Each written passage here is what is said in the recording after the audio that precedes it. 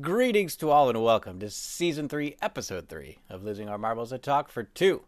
Today we have a new guest on the show, never before seen on the channel, although you've probably seen him in chat a bunch of times. Ladies and gentlemen, it's Captain Dadbod.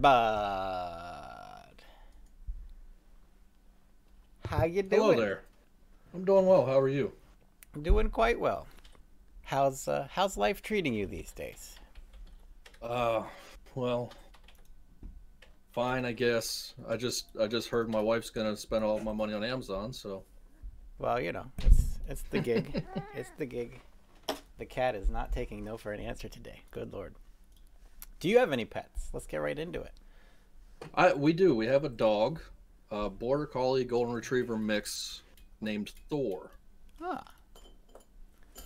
A good Nordic-inspired name. Does he live up to the name? I guess is the biggest question. No. Bit of a child, I guess. Yeah, he's still a puppy. Gotcha. Cool. Well, We originally brought in, we actually went to get his sister. And when we went to get his sister, the wife fell in love with Thor. So we brought them both home. gotcha. And it wasn't too long that I realized that was entirely too much.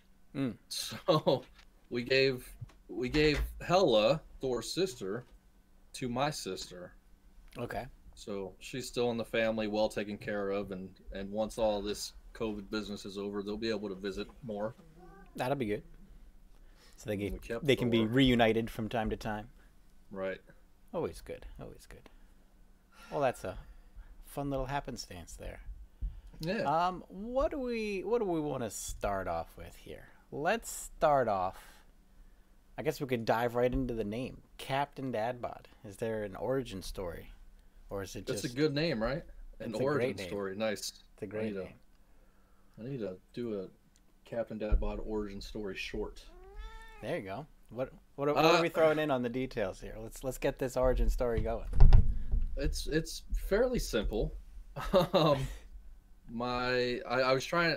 When I first came onto Twitch, I had a username that had my real name in it, Okay. and then once I decided to start streaming, I didn't want everybody to know my real name. It's a good choice. It's a good choice. So we were trying to figure out something new, and I am a big fan of Captain America. I gathered. It's a good one. He's definitely my favorite superhero character. So my wife came up with the idea that I should go by Captain Dad, Ah. and I was like, "That's good, but it just doesn't have the flavor I'm looking for." Right. It's a little falls off at the end a little bit. Right, and then Captain Dadbod just really seemed to fit, and I'm definitely growing more and more into that name, physically. So I guess the question to raise is that is Captain Dadbod some weird military scientific experiment, or is he just a guy? He's just a guy. About it. I like to consider myself a superhero dad with a fatherly figure. I don't know if anybody else would describe me as a superhero dad, but I'm sticking with it. Fake it till you make it, right? Yep. It's a good way to be. Good way to be. What's in the cup today? You got some hot Dr. Pepper? I wish. That was actually the last of the Dr. Pepper on that show. Yeah, but it's a Hoji Cha, which is a nice little thing I have. Nice. It's pretty good. What's your morning drink of choice? How do you get the day going? Something with caffeine, preferably. I'm not a coffee drinker. I'll drink some tea or Red Bull. Or some kind Quick of Red energy Bull in the drink. morning. Yeah, Start that to diesel give engine me- off with a little bit of nitros in there. get me started. I've really cut back though. I might drink caffeine 2 or 3 times a week now. Okay, that's pretty good. As to where I was constantly drinking it. As long as I was awake, I was drinking caffeine. Yeah, it's a hard habit to break, I find. Yeah. But So we're doing better. But I did have my wife pick up a Red Bull for me today on our way home. So I don't give you a little pep for the show. Yeah, so I don't completely ruin your show here. I think you're doing quite well. I guess going along the Captain America thing, I'm assuming that stems in your time in the military. Is there a link to be drawn there? I don't think there's an actual link, but I mean I did serve for 12 years in the Marine Corps. I ended up I wasn't an officer. I got to the rank of staff sergeant before I got out. But I don't think there's really a link between the two. Okay. Otherwise, I'd be staff sergeant dad bod, but that doesn't have the same ring to it. What do you find is kind of like your calling or your duty into a service like that? Like, what's the mindset that brings you to that decision? There was a lot to go into it. I think the most deciding factor was that I didn't want to be jobless. That's a good motivator. I got out of high school. That's a good motivator, yeah. I kind of felt like I wasn't going to go to college. I wasn't going to go into debt for college when I didn't like school to begin with.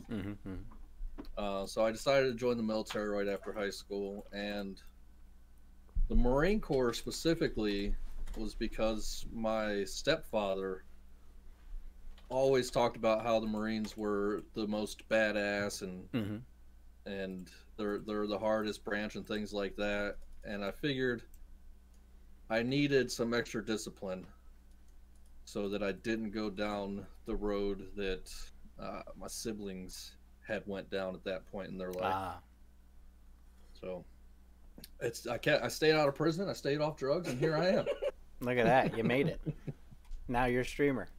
Now which some may say is worse.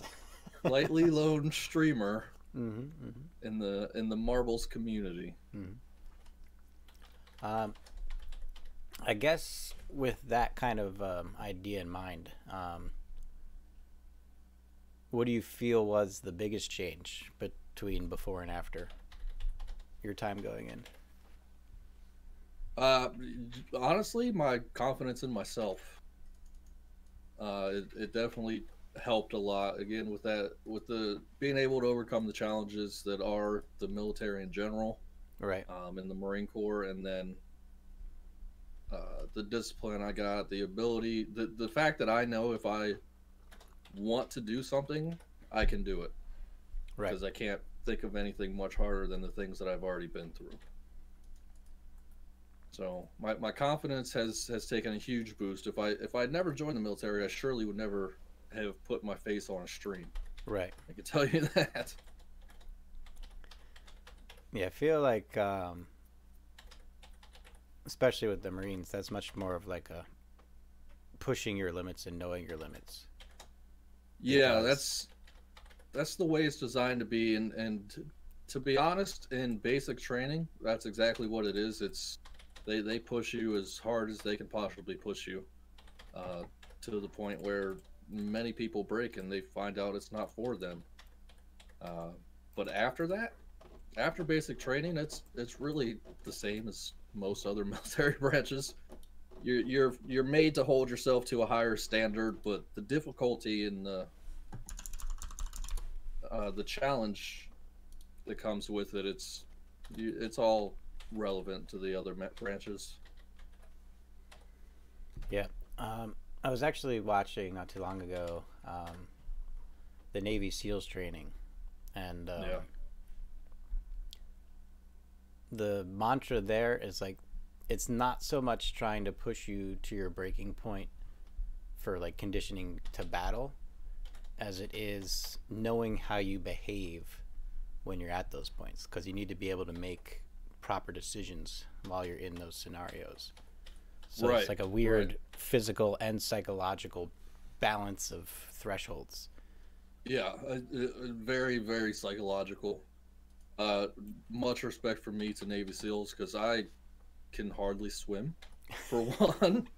But yeah, those people are pretty badass. Hmm.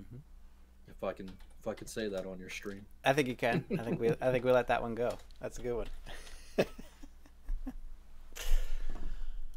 Let's see. I guess going along with the discipline, how do you find that kind of transpires into your family life? Like, do you kind of keep your own personal conditioning to yourself, or do you try to instill that same kind of discipline in your family members? Or No, my kids are not disciplined at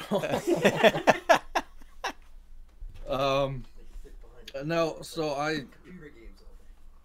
I grew up with a very strict upbringing, and the fact that I wasn't even allowed to talk most of the time around the right? house. Yeah. Uh, you were walking on eggshells at all times. Yep. Um, so and that's affected my relationship with my parents to the point where it's like I obviously I love them both. Well, maybe not obviously for you guys, but I do. I love them both very much.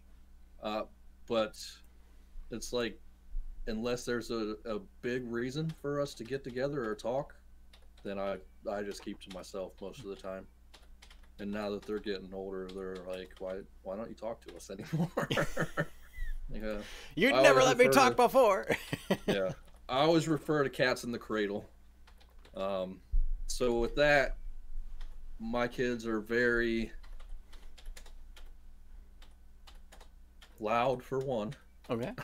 um, It's a good change. It's a good change. but they have a lot more freedom than I did as a kid, and that makes me happy. And Good. I don't feel like I have to worry about a cats in the cradle situation with them.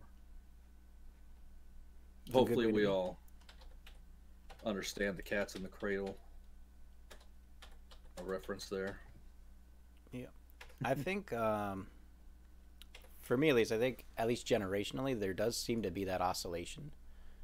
Um, I know there's like societal descriptions of the four different stages of where everything's regimented, and then there's counterculture, and then there's like an anarchy rebellion, and then there's like an organized revolution, and then it goes back to um, regimented again.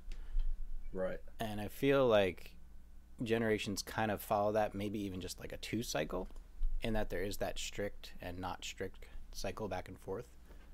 Because you Yeah. kind of have the baby boomers, and then you have the 60s and 70s, and then you had the 80s and 90s where everyone was worried about safety, and then it kind of loosens up again as we get into these more recent decades.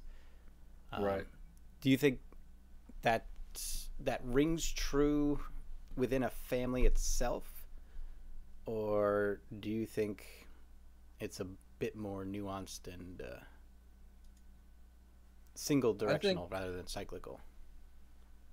in my own family, I think it's I think it's more personality and circumstance based. To be honest, my parents they weren't ready to have kids.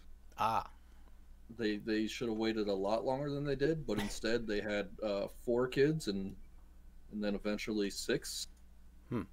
So, but they just I don't think they had the patience to.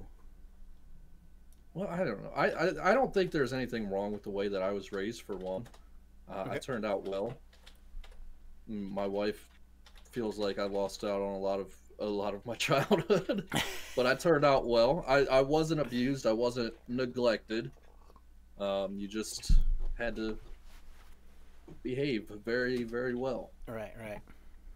So I think it depends a lot on again in my situation, personality and circumstance. Whereas Hmm. my wife and I, we didn't have kids until we knew we were ready. We planned on it. We got a dog first, took care of him for a couple years, Yeah. and then decided, all right, well, Baby we steps. can we can move on up now. Yeah. Um, so my first daughter, she's 10 in about a week and a half, Oh, happy and birthday. and my second daughter just turned 4. Happy and birthday they were again. both planned, and it was a we had agreed it was a good enough time for us to go ahead and have kids, so we were more prepared, and both of us have always wanted to have children, so we were much more prepared. So I think it really changes the way that I look at fatherhood. Fatherhood. That's right. Words are hard. um, as to the way that my father had Right.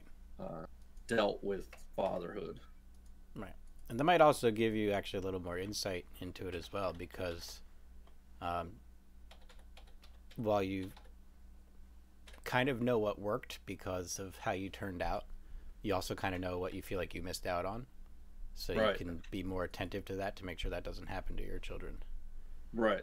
So right. you can have that. Parents have, and not just my parents, a lot of parents have rules that don't really have any grounding other than, it's probably going to annoy me. Right. So, little things like, I don't know, there's all kinds of things that I let them do that my wife doesn't like, because she's the one that then has to be the one who gives the discipline. Good cop, bad cop. Yeah. Yeah, right. So there's, and I honestly, I can't think of any good examples right now, but there's little things that at first you're like, your kid asks to do something or ask for something, and automatically you just want to say no. Yeah. But then I think about it, and it really doesn't hurt anything. Why not? So what are you doing? She's going in for a strike. She's going in for a strike. Watch out, Captain Deadbot. She's coming for you. It's all right. I do it on her stream all the time. Good stuff. Cool. How's the COVID situation been for family life?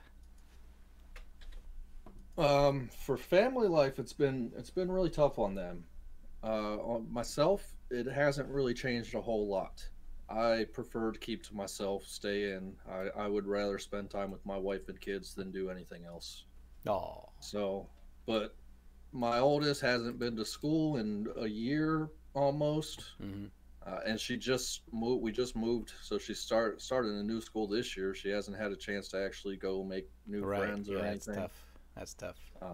So it's really hard on her, and you got to try to be more lenient as a parent, knowing that they're going to have fits, and the things that they're going through are very different than what they're used to at this point. And those teenage years are coming up. Well, yeah, I feel like at some point I should be able to punch a child in the chest. I haven't figured out what point that is, but but no, I can't punch my children. Sometimes a stern look is all you need anyway. So yeah, got to work on that mean mug. I can channel your drill sergeants. I can bring the oldest to tears by raising my voice and speaking sternly without really yelling. Yeah. The youngest is a hellion. There's nothing. She's an absolute demon terrorist. Full banshee. Right. You can't do anything with her. But she's so cute at the same time. And it's hard. And she's probably learning to weaponize that as well, right? Yeah. Usually if she does something to make me angry, she does it in a cute way so that mom is laughing about it or something like that, or vice versa. She does something to make mom angry. It's cute and funny to me most of the time. Right. All the little games that are played. It's good stuff. Yeah. She's napping right now, but I'm sure when she gets up, she'll be making an appearance. We'll be ready when it happens. Well, yeah, I don't know if you can really be ready, but I'll be ready. I'm actually have been noted my entire life to be quite good with children. Good. So it's I think at least for me, the easiest trick, obviously not from a parental standpoint, just from a human being standpoint, is to not talk to them like children. 'Cause Right. that's what captivates their interest is rather than being babied or doted, they're being asked open questions rather than leading questions, or Right. their interests are being inquired about rather than an interest being forced upon them, kind of a thing. Right. And that Yeah, it and that should be looked at more as a from a parental standpoint as well than I think it really is. hmm But I do agree with you. It engages them more. It's going to help them feel like they're not they're not being talked down to. right, I think it's a good thing. yeah, and it's at least for my experiences.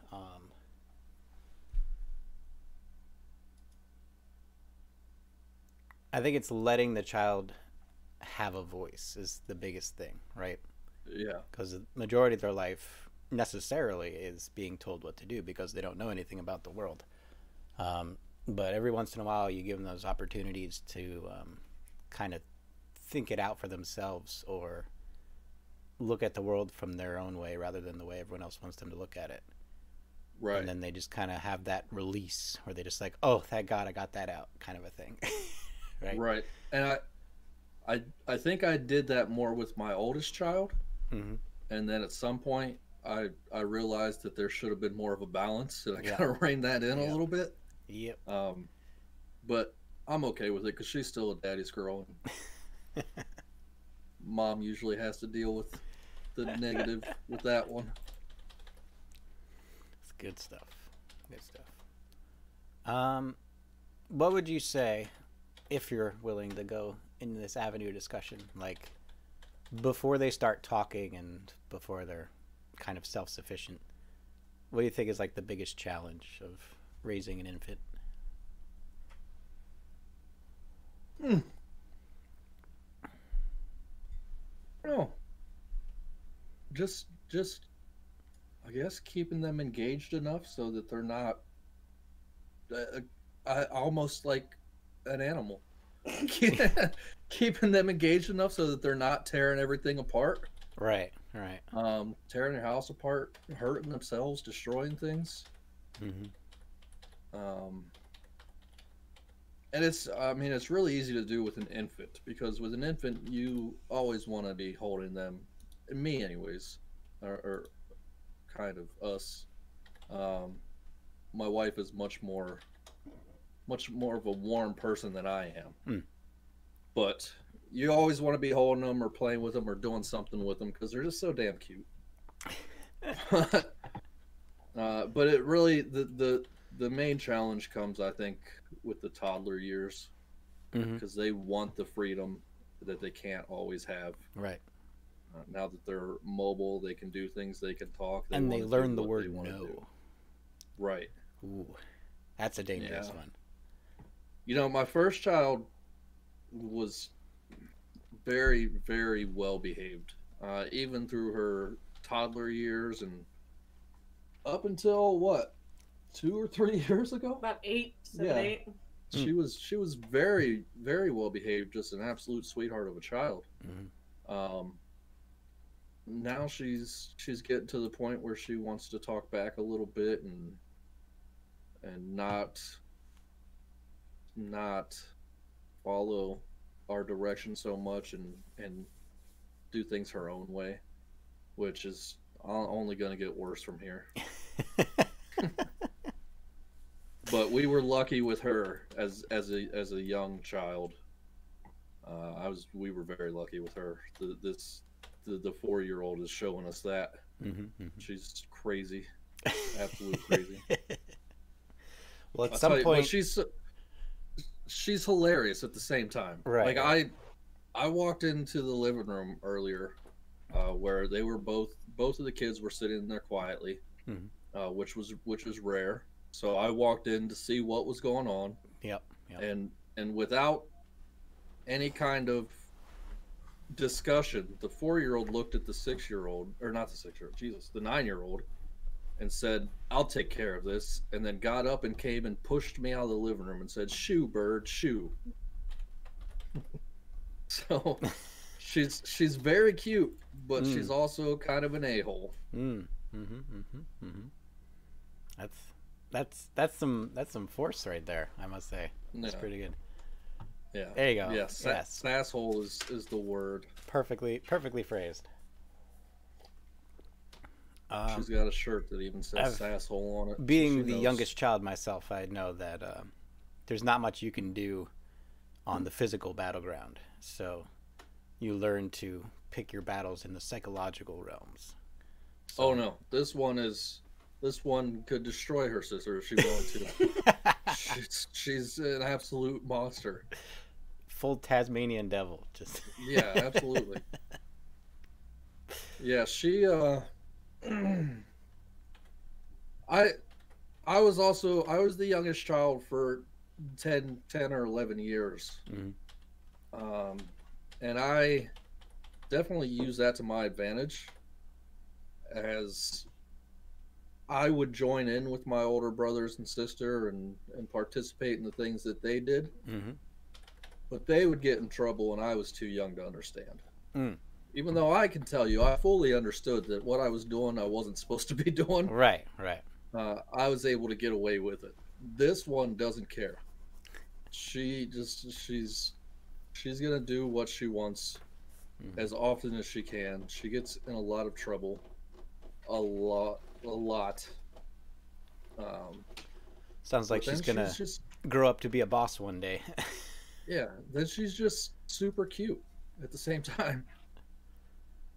Good stuff. So good stuff. I'm hoping we can get her into perhaps football or something to help her get her aggression out whenever she gets to that age. Soccer or field hockey or something. Right. Something. Well, I think it needs to be a sport where you wear pads. Yeah. So think of the other children. maybe even lacrosse. Just give her a stick and let her stick her on the other kids. Right. Just redirect it to someone else. But something that's gonna help her get the wildness out of her system in a controlled environment. Hopefully that helps. We'll see. Sounds like a plan. Yeah. Just have to get there, right? Yeah, and that's another thing. You have to, as a parent, you have to understand that every kid's different. Yeah. And my two children couldn't be more different, to be honest with you. And you have to adjust your parenting style and things like that. Yeah. Yeah.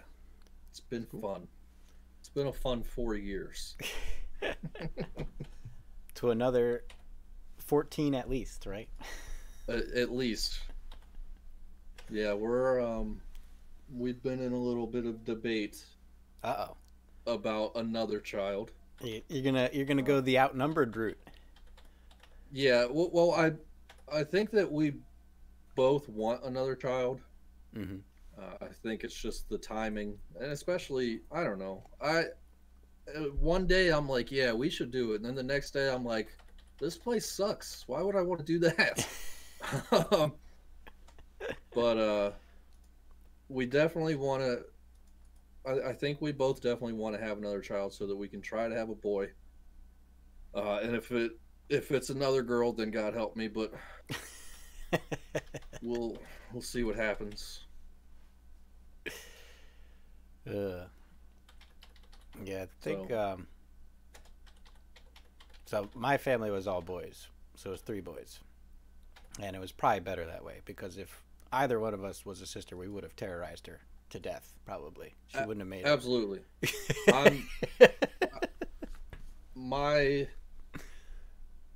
As far as my mother and father's kids go, my actual mother and father's kids go, there's 4 of us, and I was the youngest, but right above me was my sister and then 2 older brothers. Mm-hmm.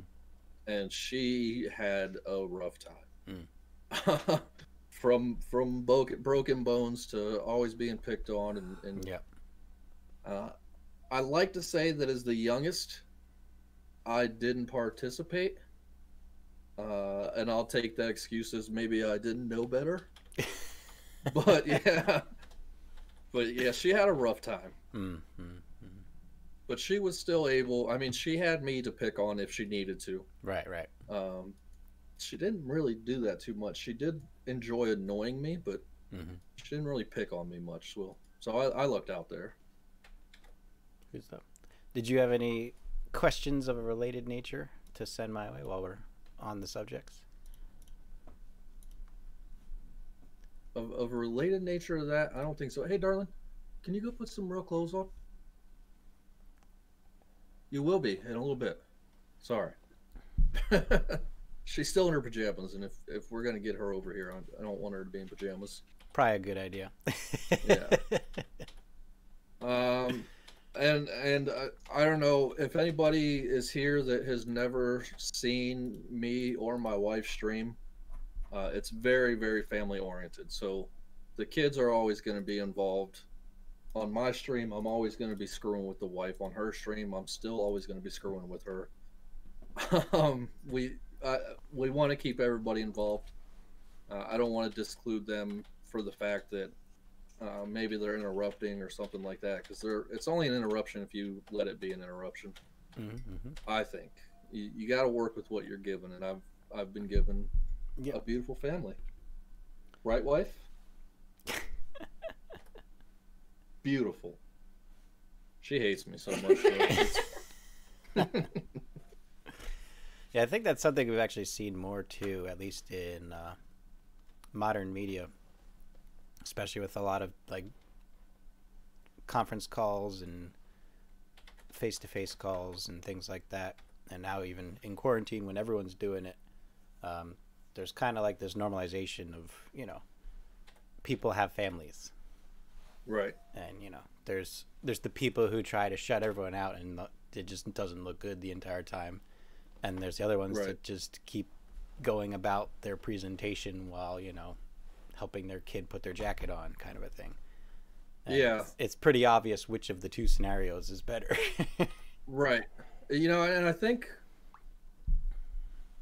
it has impacted the viewers that I have.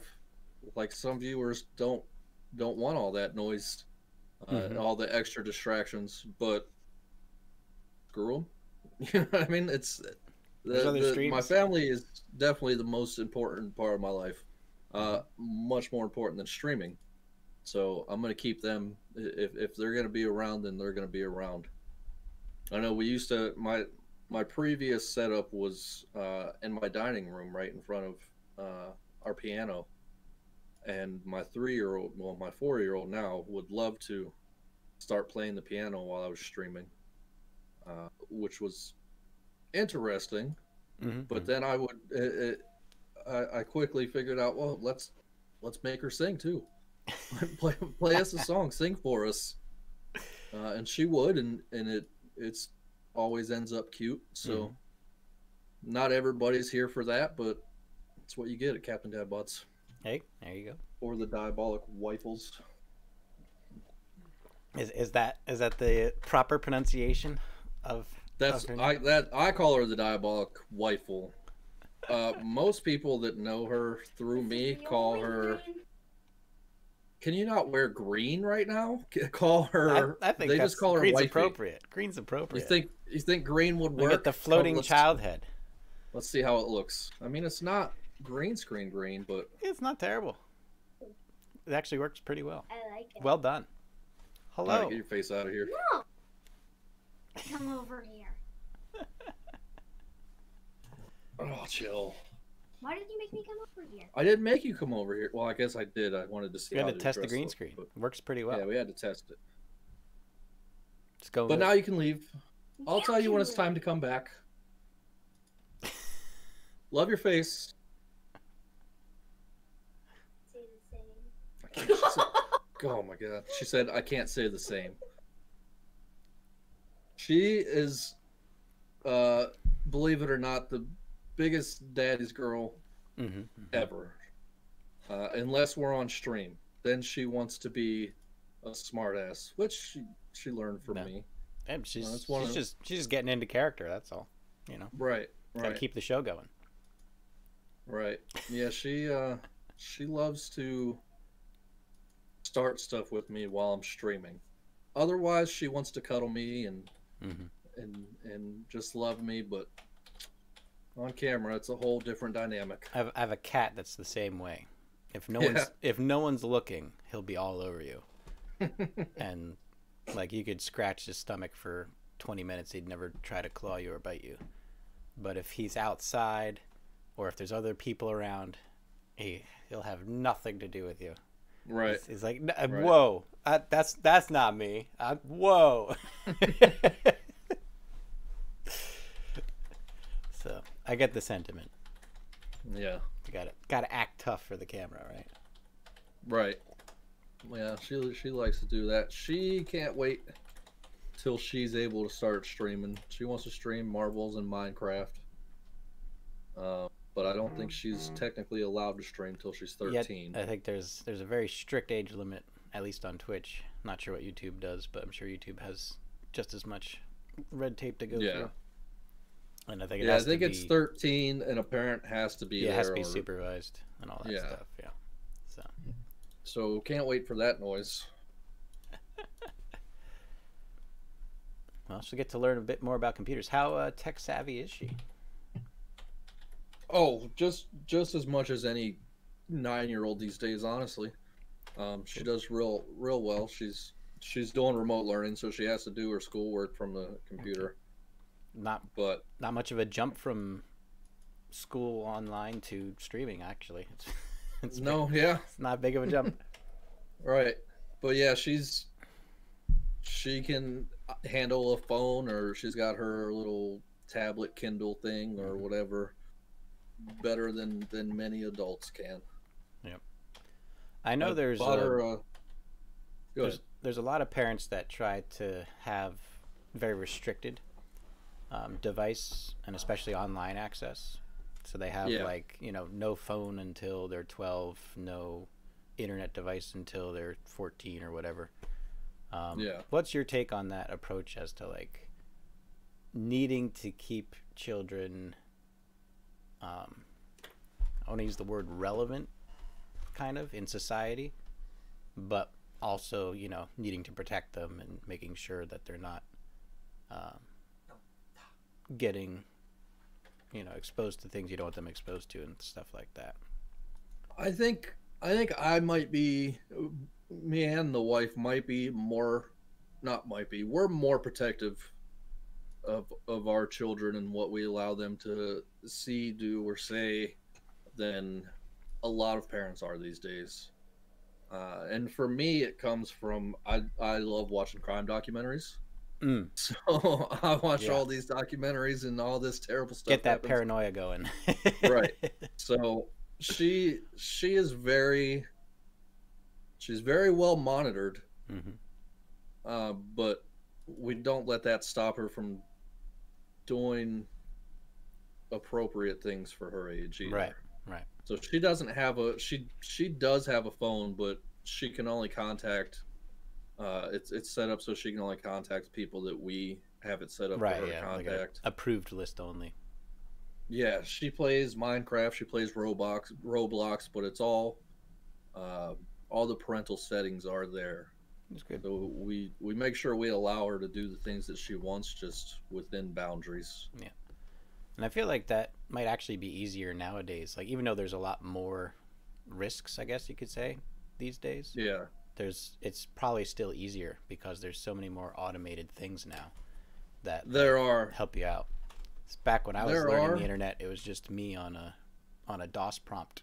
trying- When I was 9 years old, that's when my parents separated, and I kind of got over. I got to do whatever I wanted at that point. Mhm. And I was out running the streets and all kinds of things from morning till night. Yeah. Without my parents knowing what was going on or where I was. Well, without my mom knowing what was going on or where I was.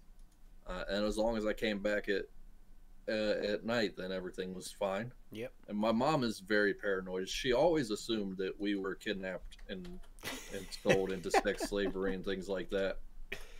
But she never sheltered us Right. as much as I would have thought she would, as paranoid as she was. But I know my 9-year-old is not doing the stuff I was doing at 9 years old. Mm-hmm, I can tell you that for sure. Yep, yep.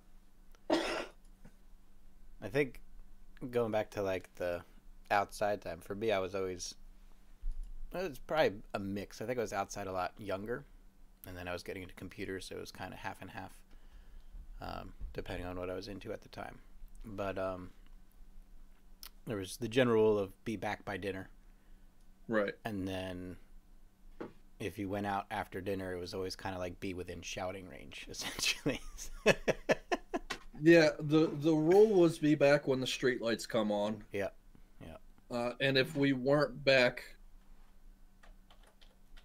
Oh, oh, oh. Cameo. you tried to be discreet, you nailed it. Didn't see a thing. That's the only way that she has to get out from here. So She could have like But, snuck behind the green screen.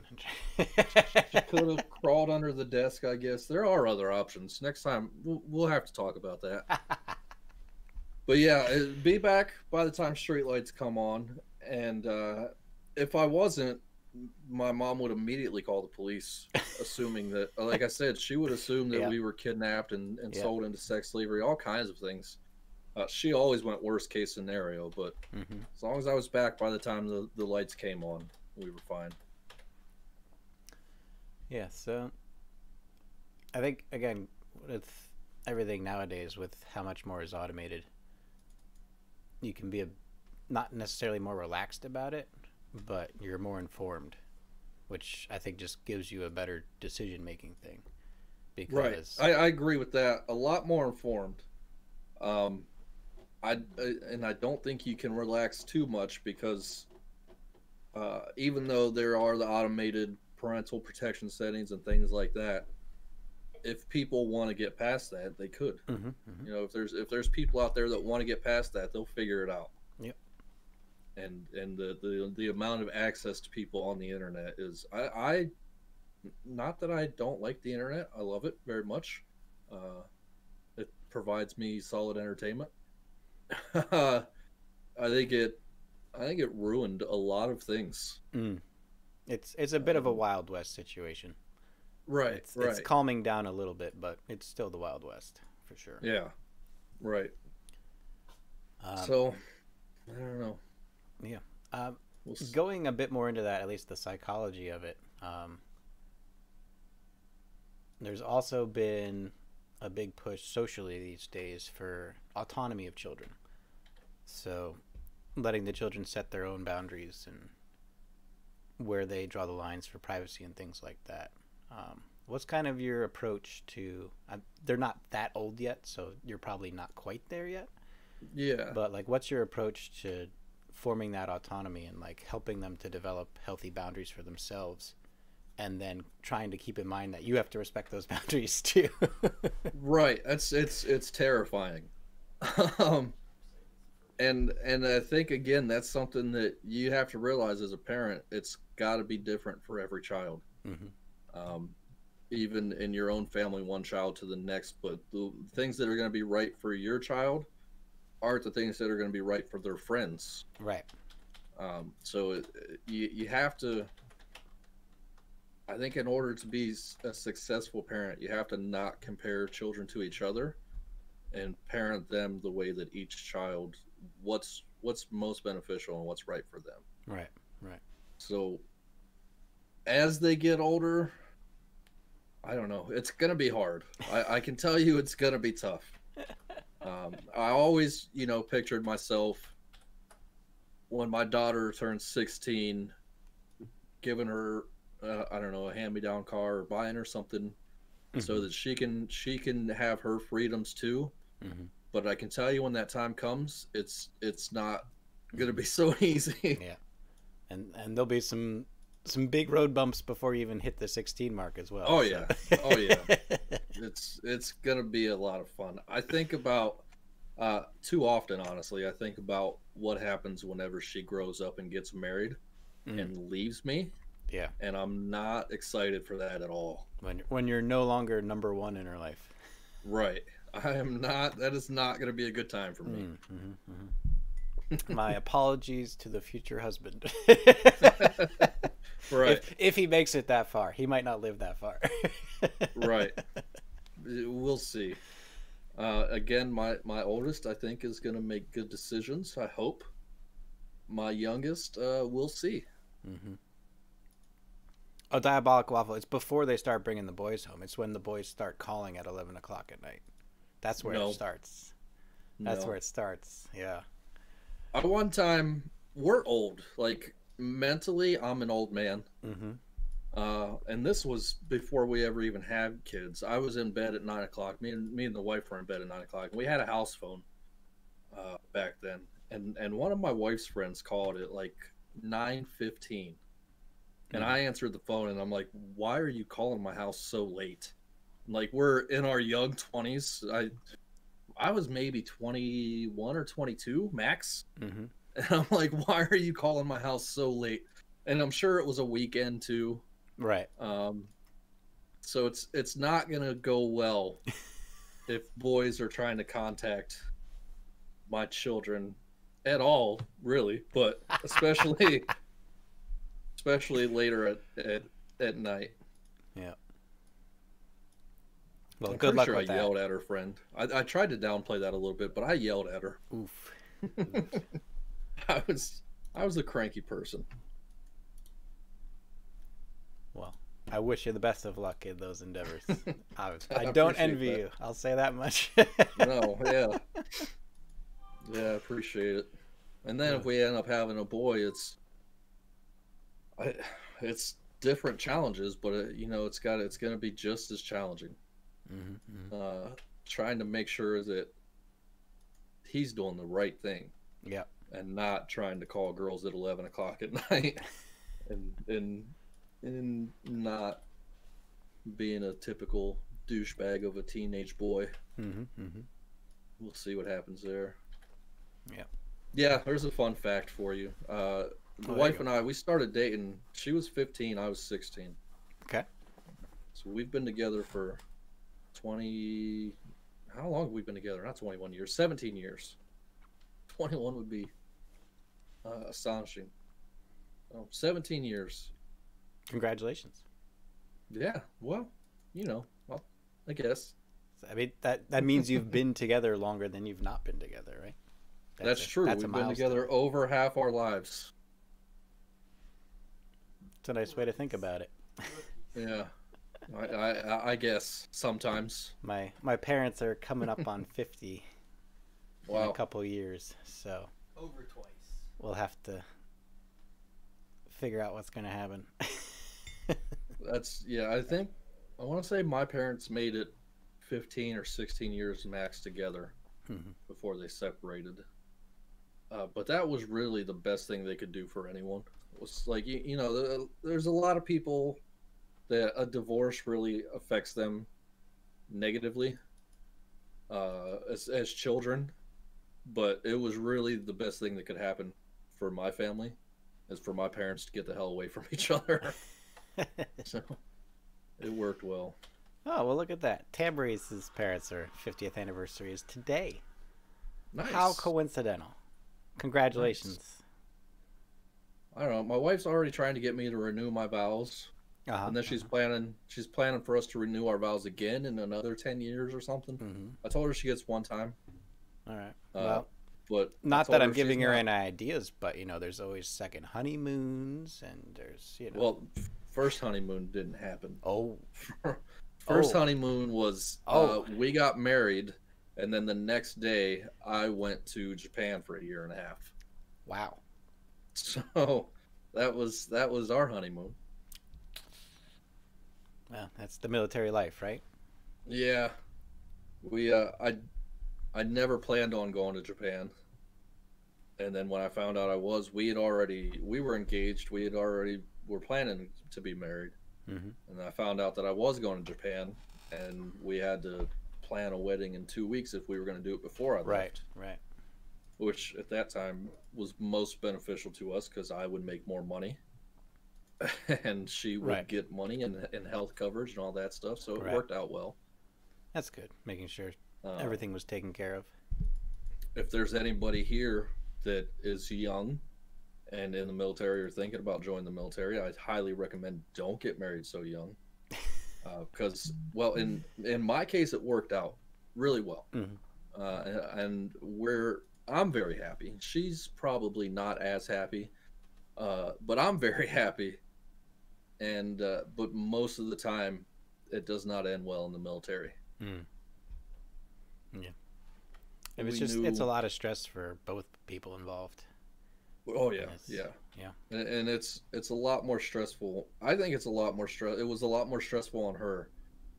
For me, one, I don't let myself get too stressed out. But she had to deal with me being away in Japan for a year and a half the day after we got married, Yeah. Yeah. where I'm always doing something. I'm training. I'm surrounded by hundreds of other Marines, and I always have something to distract me. And the Right, same, right. I was in Afghanistan for 10 months, and it was the same. I always had something to do. I always had people around, and she didn't always Right, have people right. around. So she's a lot of the time for her, it's wondering what's going on with me. Right. Whereas I'm sharing a tent with 36 other guys. I don't have time to. I'm not so lonely and uh, trapped in my thoughts as she Mhm. would be. Yeah, it's got to be a tough situation for sure.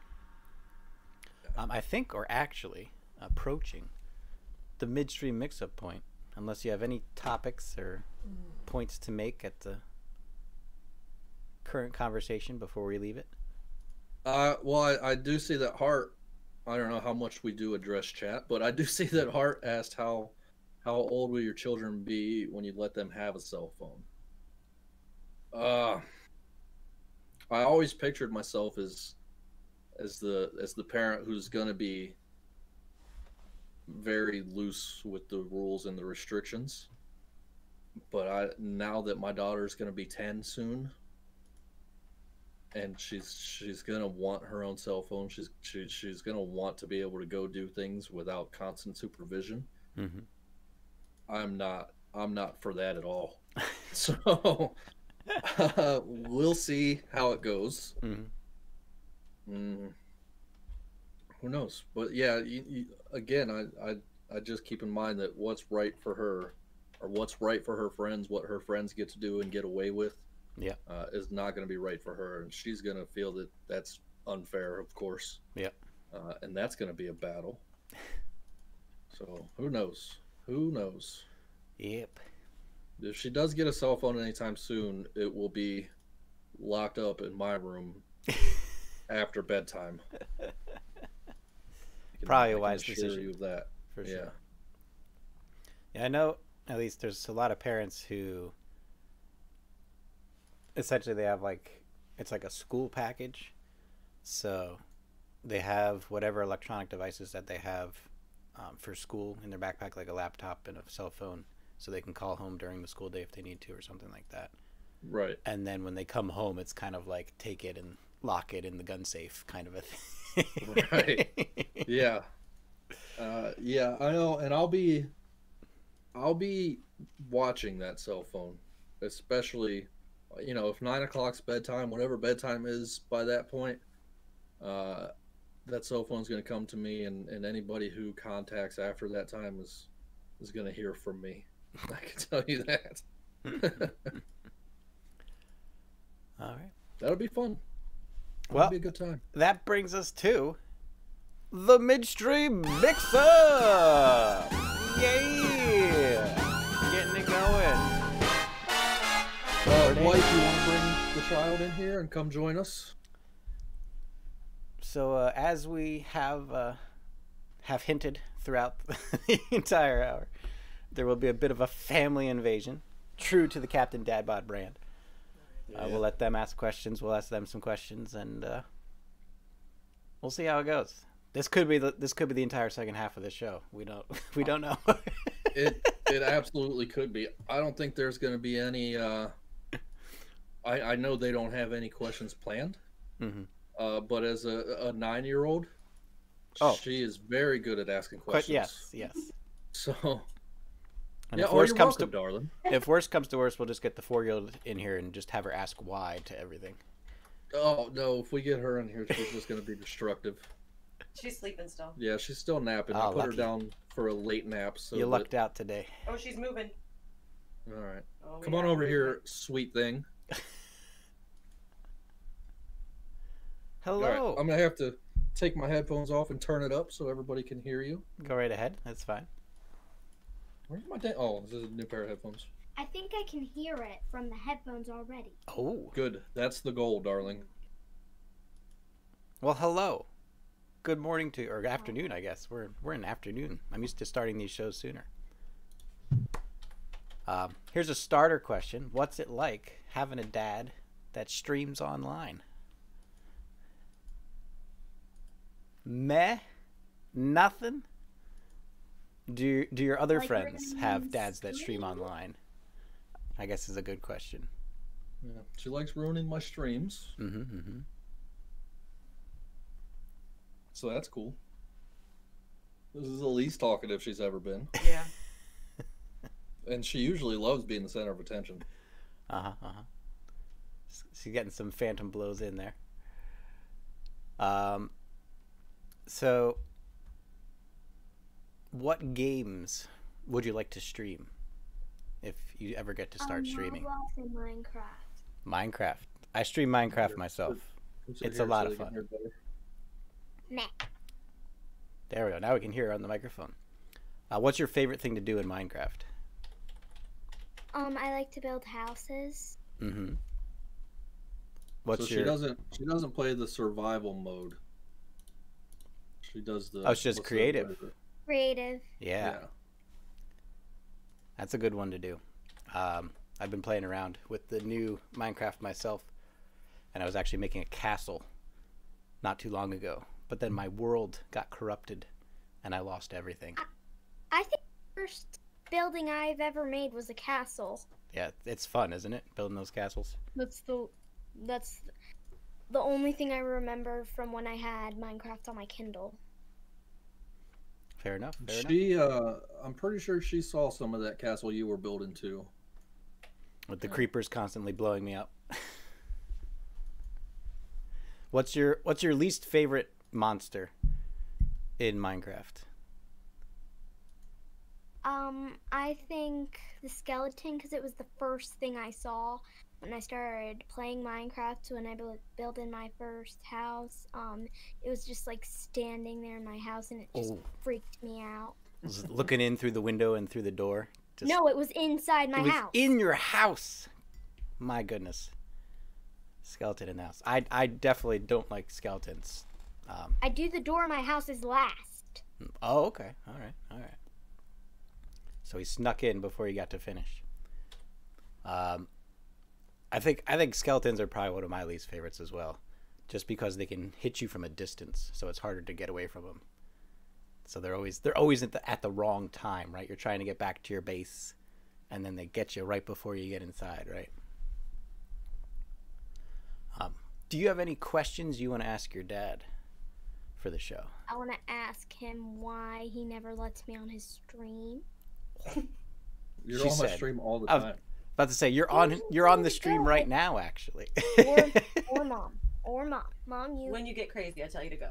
I'm always crazy. Exactly. That's the problem. Don't roll your eyes at me. You're always the problem is you're more than welcome to be involved, but when you always try to draw all of the attention to you while something else is going on, That sounds like me. yeah, that does sound like you. That's when you're asked to go away.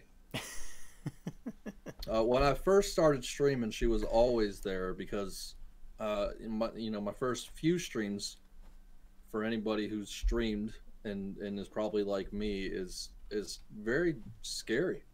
Yeah. It's nerve-wracking. To be honest, you actually said you want attention too. Yeah, I want attention. I wouldn't stream if I didn't want That's attention. that is why we stream. We stream because we want attention. But I would make sure when I first started streaming, she would have to be sitting with me No, I when would just come there. when I started streams because she was my Mm-hmm. she made me more comfortable. If the stream was not going well, I could always just screw with her. Right, right. He never actually made me. I always just came upstairs because that's where his stream was at the time. Mm-hmm. Mm-hmm. Seems good. Wasn't Do very you think friendly. you would ever get into maybe acting? Is that something you think you'd like to do at some point? Maybe in like She wants to. She likes to sing. She wants to be famous. could do theater. Yeah, Theater's she good. absolutely wants to be famous. Okay. Always a good goal to have. Yeah.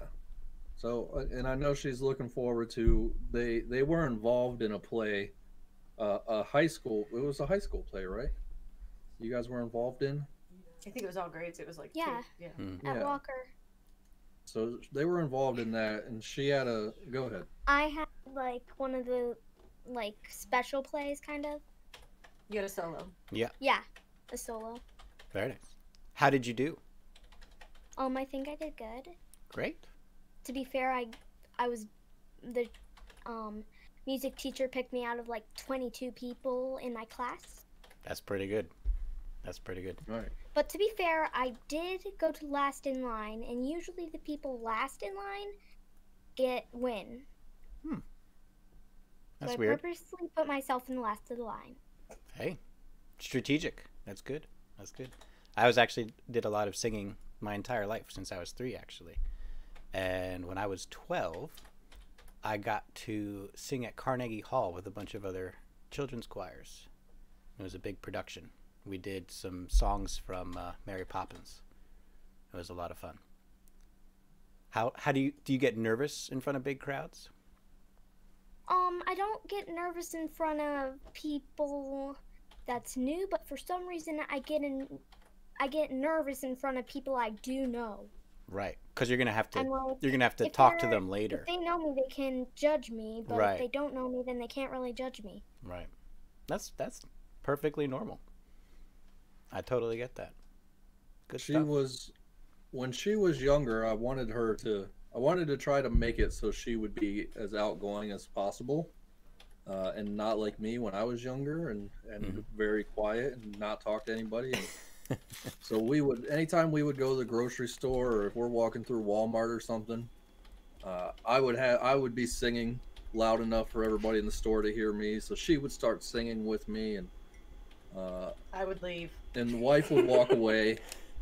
Remember, just yell "Ma" whenever she's like a distance from us in front of us. Yep. If mom walks away from us and she's not close, we'll just yell as loud as we can, "Mom, Right. Mom, come here." So I always I just wanted her to be more open than I was, Mm-hmm. and now I'm at the point where I don't really care what people think about me, and I never really did, but I was always just really shy. So she's definitely a lot more outgoing than I was, and than many kids are. And again, that's something I wish I would have reined in a little bit, found the balance for her. Live and learn. Live and learn. Yeah. Cool. Well, did you anything you'd like to say to the people watching, or There's people watching. there's people watching this? I had yeah. no idea. It's a stream, darling. You never told me this was a stream. This is Shen's stream that we're on. You have never told me that once. Okay, well. Why would I just be sitting here talking to some random guy? That's the kind of person you are. Yeah, that's true. What do you think of your dad? Be honest. What do you think about I your dad? love him, but I Aw. think he's a turd. Oh, that's lovely. Well, I don't thank you know for if they heard sharing. that second part. It was great having you on. Do you have any plans for the day? I'm just gonna watch TV. Living the life. Living the life. A winner for sure. Winner for sure. Until Mom comes and says, I want to watch TV now, Yeah, yeah. which is probably gonna be soon. You gotta listen to the parents. They make the rules. All right, freak. Ah! Love you. Wife, Don't have a touch me. seat. I'm not sitting on your Have a seat. I think she has to. I think she has to at this Big enough for point. both of our butts. It's a very good chair. You have to at least be in frame. Weird. I want to take a picture of this. No, put my phone down, Oh, please. I better make her sit on my lap. There you go. Hello. Hi. How are you doing? Good. How are you? Doing well. I like the shirt. Thank you. I'm Represent. obsessed with The Office. Good stuff. Good stuff. Can't you up it? So other than, a daily nightmare, what's it like working with your husband? Oh, it's a nightmare. Other than At that. nighttime, we put the kids down at 8, and if I'm streaming, he'll take them up and get them ready, and then he'll come down and take over my stream while I go kiss him and read a story. Mm. And he does some weird crap when I leave him in charge of my stream. Like, he has a sloth mask, and it has an opening for his mouth. Mm. He does some really weird things with that mask. I feel like I don't even want to ask. No, he's getting the mask. Oh, he's getting it right now. Thank goodness. We'll get I it. was so annoyed when he bought it. He bought like 6 masks. Wow. Okay. No, there's some lips on that. Yeah. There. He can put his tongue through the hole. Like if it weren't for the lips, I could kind of be okay with it. But those are some lips on that mask. Well, do you have any questions either for me or for your husband for the show at the moment? That is my 4-year-old. You're gonna have to excuse me for 1 second. Fair enough. Sorry. Away they go. Yeah, if you ever watch her stream, she when I have to sit in while she's going to hug and kiss the kids, I'm a lot more comfortable doing just absolutely stupid stuff on her stream than I am on my own. Mm-hmm, mm-hmm. So it gets very awkward, and I'm sure I see Hart in chat. I'm sure she could testify to that. I'm pretty sure she's clipped quite a few memorable scenes, we'll say. Mm-hmm, mm-hmm. So the youngest is awake now. It's gonna complicate things ever so slightly. Well, if you're willing, we'll bring her in. Sure. And I'd can love talk to to see her the for a little Tasmanian bit. Devil firsthand. I don't know how well it's gonna go, but we'll see what happens. Ooh. Well, I guess we'll call that a temporary end to the midstream mix-up. There we go. Mixed up well enough. Where do you want to go from here? What topics would you like to get into? Well, I don't know who's aware of this, but every Tuesday I've started doing Would You Rather Tilt Edition. I have put on my wife's shirts and occasionally her pants and occasionally no shirts. So, but every Tuesday I do a Would You Rather Tilted Edition, where I run tilts and then I just ask the viewers Would You Rather questions that I either think of or find on the internet. Oh my gosh. She's in a mood. Well, Yeah, that sounds like her. she's not quite awake. What? Don't hit me, bro. Awake enough, though. But so I want to start with a Would You Rather question, Sure. and I think this is one that most people are familiar with. Okay. But the question is, would you rather fight 100 duck-sized horses Mm-hmm. or one horse-sized duck? See, this is one why? that a lot of people think is tough, but it's actually really easy. Because biologically, ducks have hollow bones. And That's true. if a duck was able to support itself at the size of being a horse, it would not be doing so easily. So it would have a very hard time moving without just snapping its legs. So you could literally punch a horse-sized duck with your bare hand and break its bones. So it's not as tough as it sounds. Could you punch a normal sized duck and easily break its bones? Yes, that's why I never understand. Like, you see those cell phone videos of like someone being chased by a swan or a goose. Right. It's like it literally can't hurt you. Swans can. Like They're maybe terrifying, maybe they get like a bite on you with their beak, but like you could literally just grab them and just like you're winning that fight. Right. I go the other way though. I would rather fight 100 duck-sized horses. Duck-sized horses. Because a giant duck, I feel like, would just terrify me. Well, and that's what happens is they act tough. But... Right. So I think my fight or flight is Right. going to go into flight Right. in that case. But 100 duck-sized horses, Right. I could just get on like a 2-foot pedestal or something.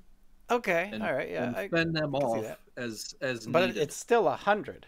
Like It is, and I would probably you can get barely exhausted. handle one 4-year-old child, and you're going to take on True. 100 horses. Like, come on now. Yeah, very true. But as long as I have the high ground, I think I can handle it. Fair enough. Fair enough. As I would always fear that situation out of Jurassic Park 2, where it's just a bunch of tiny little things biting at you, and you just eventually they overwhelm you, right?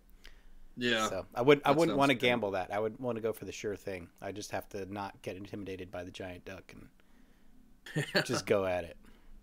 Right. So But I It's know a good you one. had it's a good one. on last week's Record Hunters, you had some interesting would you rather questions. I did. Do you remember any of those, or do you have any others? I mean, I'm always able to just come up with just horrific ideas, but I think I did like the spider leg one. So That was weird. you have about, it's like about 10 to 12 finger length spider legs that grow out of your neck, and they grow back. And the question is, do you just keep them and like wear a scarf, or do you keep cutting them off and it's excruciating? And you can feel it. Yeah. And you're the only one in the world that has this. It's not a normal thing. I've right? never heard anyone ask that question. Yeah, no, this is definitely you're the only case in existence, and you just have to deal with it. I don't know that I can answer that. I would want to cut them off, Mm-hmm. but you would have to know what kind of pain comes with that, Yeah, right? it'd be like cutting off So a it- finger, pretty much. Yeah, it's gonna If hurt. it's equivalent to cutting off a finger, I've never cut off a finger, but I don't imagine I would enjoy it. No, And to do it 10 to 12 times, on your neck. I Oof. would probably have to stick with a scarf. Yeah, I think I would stick with the scarf. I might Yeah. do a thing where, like, you go to a fancy event and, like, all right, I'm just gonna have to bite the bullet for this one. Yeah, But let them out. Maybe curl them. yeah, put like stockings on them with little bows. Just dress them up a little. Right there, you go. You gotta do what you can. Yeah. Or just like try to incorporate them into a necklace. So you like just kind of like tie some gold around them so it looks like a grotesque necklace instead of something actually attached to your body. Exactly. There's use solutions them out there, to- solutions to be found. Use them to feed you your hors d'oeuvres. Mm-hmm. Do you want to come sit with me and say hi? They want to say hi to you, Can I say maybe. No. Okay. Look, Shens is waving. You gonna wave back? No. Good times. Get that thing out of here. You wanna kiss? You wanna kiss Daddy? Give me a kiss.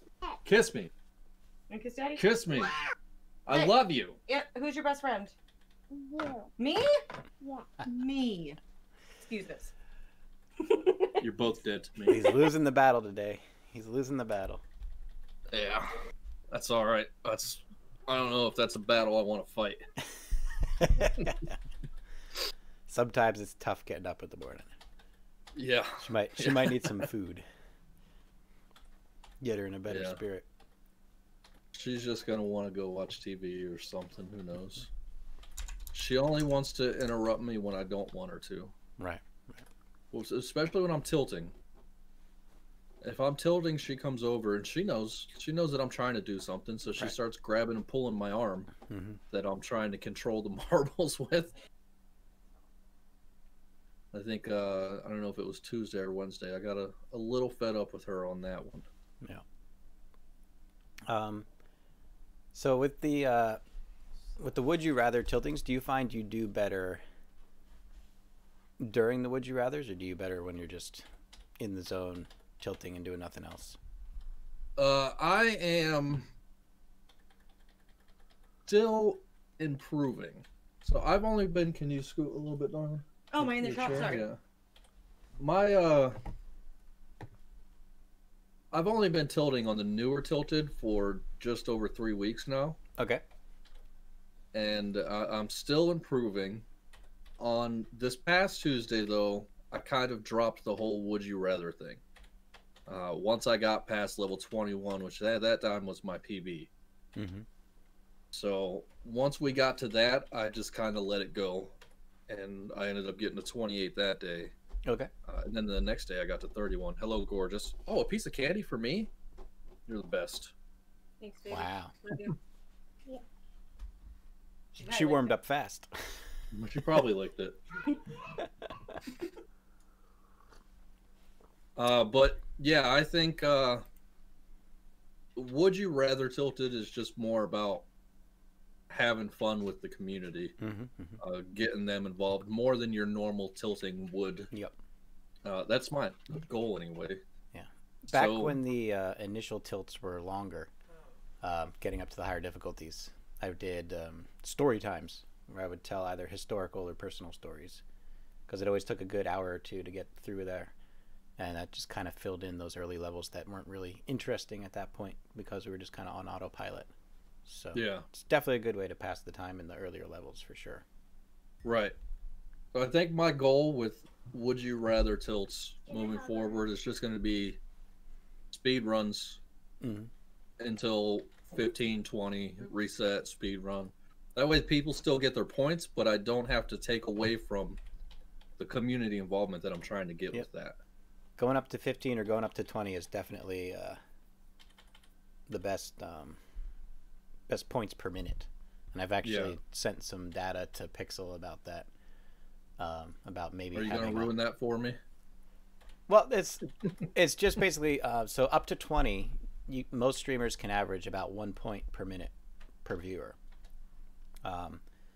and that stays consistent beyond 20.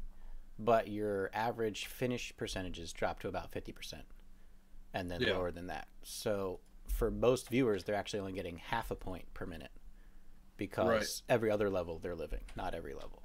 So I sent them some ideas for having an increased point.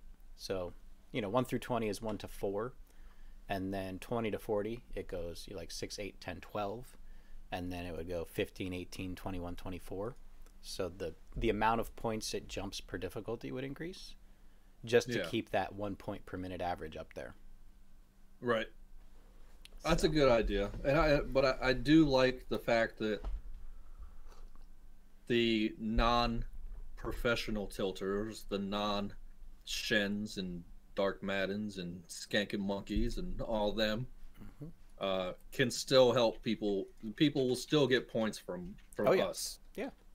So it definitely helps, and I'm sure Pixel does realize that it helps to grow the community even more. Yep. And that's something I've been structuring the new tilted formats around for the tournaments, is not just making distance the goal, but also speed and 100% and things like that. Because as far as the grind and the community is going, those are just as important skills, if not more important skills. Right. To have in this. I've been thinking about doing my own tilt-offs, and hopefully I plan to start next Wednesday. Ooh. And I've sent out an invite to a guest who is close to me in skill as tilting. I'm waiting to hear back, but hopefully Wednesday we'll have a good tilt-off where it's going to be whoever makes it the farthest without losing a marble is going to be 1 point. Whoever makes it to level 15 first in game time is going to be another point, and then whoever makes it the farthest overall. Sorry for the chat. Yeah, it's expected. They usually behave themselves in here, but I guess they want a little more attention today. Sadly, they're not going to get it. Yeah.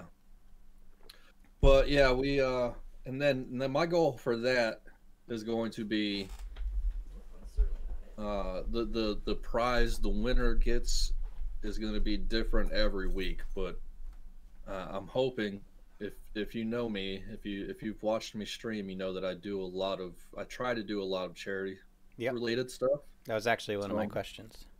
I'm So we can get hoping into that my opponents, if this does become a thing, Mhm. that my opponents would be able to agree to donate to charity or things like that. But I also know that not everybody is capable of doing that.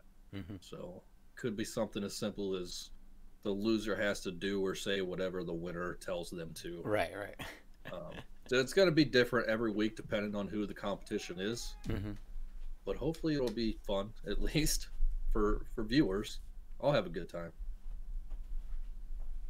Cool. Going into that charity aspect, what was your first charity experience that kind of got you going in that direction? As far as streaming goes, I I never I didn't start streaming as a way to make money. Hmm. So I have a full-time job and I make enough money that way. My wife also has a full-time job, so we're good there. And it was in July I decided I wanted to do a charity stream. I've seen other people do it, Hmm. of course, and I decided I wanted to do one myself. Yes, If dear. you give me a kiss, okay, bye. um, I decided to do one myself, and my wife had suggested the Children's Neuroblastoma Cancer Mhm. Foundation That's a rough one. because she knew of somebody who had that. It wasn't a direct impact on our life on that one, but she knew of somebody, and Hmm. and it was a very rough time for them. So we went with that, and I wanted to make it big. So I decided if we hit our goal, I would shave my head live on stream. I remember that. Yeah, and we did hit our goal, and I did shave my head. Well, my wife shaved my head on stream for me, and my Mhm. hair was about as long as it is now, not super long or anything, but I didn't really want to shave my head Right. at that point because for one, it was a 12-hour stream. I was fairly new to streaming. It was the longest stream I've ever done, Mm. so I was cranky already. um, but I didn't really want to shave my head. But it ended up being a really good time. We raised about $1,700 for that foundation, Killer. and then my goal from then on was to do one per month. And we haven't gone as big as we did for as far as donations goes. It hasn't been as big as that one because I don't think people are going to keep paying for me to shave my head. Right. So, but it's still important to me. Again, I don't stream for the money. Mhm. I never plan to be a full-time streamer or anything like that. So, giving it to somebody that it could really help uh, is it means a lot to me and my wife and our family. So it I don't know. I guess it feels good. Hmm. I don't know that it does really. I mean, it's a nice thing to do, right? Do you Right. know where my phone is? And I guess it's not really about the feeling good because once it's done, it's done. Like I get no I get nothing from it afterwards. As soon as it's done, the money's donated. I never hear from that foundation again. There's nothing further than that. Hmm. So it's just knowing that hopefully you've made a difference to somebody. Right. Right. And until I need the money, until I end up getting fired because I'm worried more about streaming than doing my job, Hmm. we'll keep trying to support other people who need it more than I do. Right. I think It was for a me, very, and I know, very long, drawn out explanation. yeah, no, it's good. Bax and I got into this topic a little bit too about public charity because I have my own hang-ups about it just personally. But I'm Yeah. definitely one of those people that would be like, I'm going to give you a ton of resources. But if one person says my name at any point in time, I'm pulling out and you're on your own. Like I'm one of those people. Just like Yeah. I was never here. Just Right. take the resources and do your thing kind of a shot. One of my goals with it was to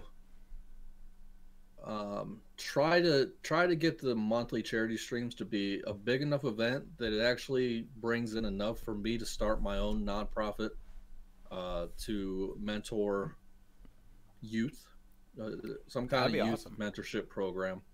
Yeah, that would be awesome. That's something I would love to do. I like helping kids and trying to make sure that their lives are going in the right direction. And if Yeah, they get them on the right path. if they're and- having if Help they're 'em having problems, help them out. Mhm. I don't really care about adults so much. Well, they can usually fend for themselves once they're a certain age. Right, But right. yeah, there is that like caveat, especially in that like teenage area, and especially nowadays since we know so much more about mental health. We're realizing how many children have mental disorders that were probably just dismissed, 50 years ago as just being Right. a brat or being a recluse or whatever. And now Right. we actually know the psychology of it and that they're actual conditions that can be managed and worked through. So Yeah, my wife finally, after many years, convinced me that I had some mental health issues of my own. So we've got that managed, and it's good. And I do talk about that a lot on stream. I had some issues with depression, to the point where I was just cranky and angry all the time, and I didn't care about anything or Right. anyone. Yeah. I just wanted to be left alone, and that also had a lot to do with the charity streams. As my goal is to try to be better than I was, and Yeah. to continue to improve myself, because I was kind of a shitty person before. But we're better. Yeah. Depression runs in my family, and I'm at least half genetically depressed. I don't know if I'm just really good at managing my symptoms and stuff, or if I just only have it from my dad's side and not my mom's side. But from my mom's side, I got OCD also, which is like I got both. So Yeah. it's either I'm lucky and I can manage both individually because they're both only mild, or I'm just better at managing it. But I find what helps the most is having that person or that thing that challenges you to be a better person. Because Right. if your life was ever about you, there'd be nothing to fight for because you don't care about yourself at all. Right. So you That's have that's exactly how it was, and unfortunately, it took a pretty big moment to make me see that. And again, I didn't feel like I was depressed. right. I didn't feel sad. I was just numb. I was Yep. numb to everything, and I didn't care. Hmm. And it took my wife putting my children in a car and leaving me for me to be like, okay, this is fucked up. I need to do something. Yeah. So, thankfully, I was able to convince her to come back, and I mean, it wasn't hard. I'm extremely good looking, if you guys didn't know. But it helped. It made me realize that the person I wasn't a person, like, I didn't care about myself or anyone else, so Right. it didn't have a good impact on the people that I actually did care about. Yeah. It's not easy because in a lot of cases, unfortunately, it has to get to that point because Yeah. it's such a gradual and constant slide that there's never like a moment along the way because it's just kind Right. of the same feeling over and over again, and it just gets a little bit more each time. Right. And you really need someone outside that can just draw a line and say you're over it. Like this, the line was back here. You passed it a long time ago. You better come back. Yeah. So And luckily for me, it worked, and it worked out to all of our benefit, I believe. Mhm. At first I was pissed. First, it just made me angry. yeah, but then once you get past that initial reaction, for me anyways, I was able to get past it. Some people aren't, unfortunately, but Yeah. Well, but yeah, glad to see you on the other side of it. that's a fun subject. Yeah, that's what happens on this show. We go all over the place. We hit all the cherries and roses along the way. Let's see what else we got here. We're talking about the charity work, stuff like that. Ba, ba, ba, ba, ba.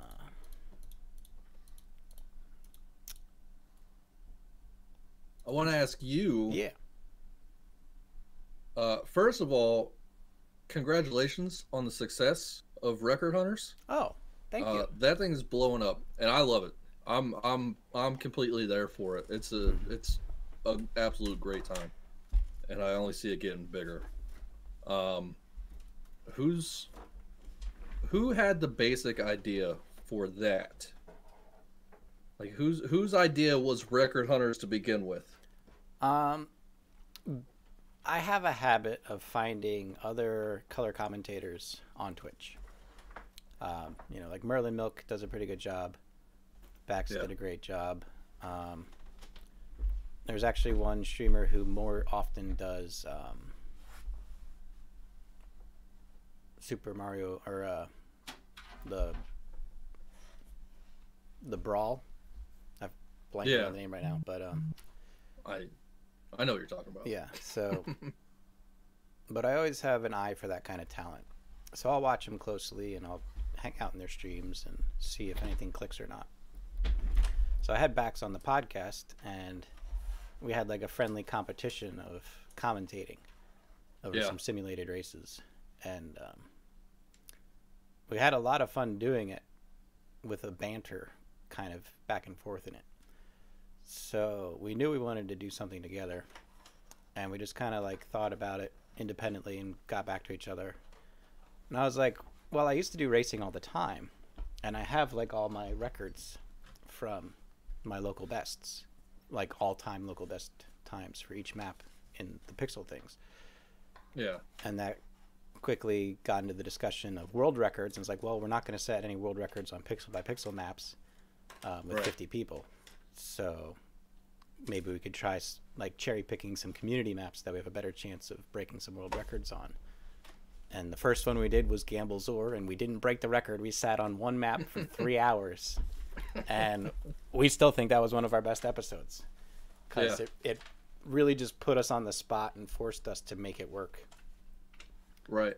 And through that, we kind of found each other's rhythm. We found each other's deliveries and setup patterns and ways of navigating the entertainment. And so we just kept going at it more and more and more. And I mean, you used the word explosion. I think it was a bump from the studio support. I don't think we've seen the explosion yet because we hit about average 90 the first week, over 100 the second week, and 120 last week. So I think the explosion's getting there. I don't think we've gotten there yet. So we got to keep pushing harder till it happens. But thank you. I think it's honestly perfect.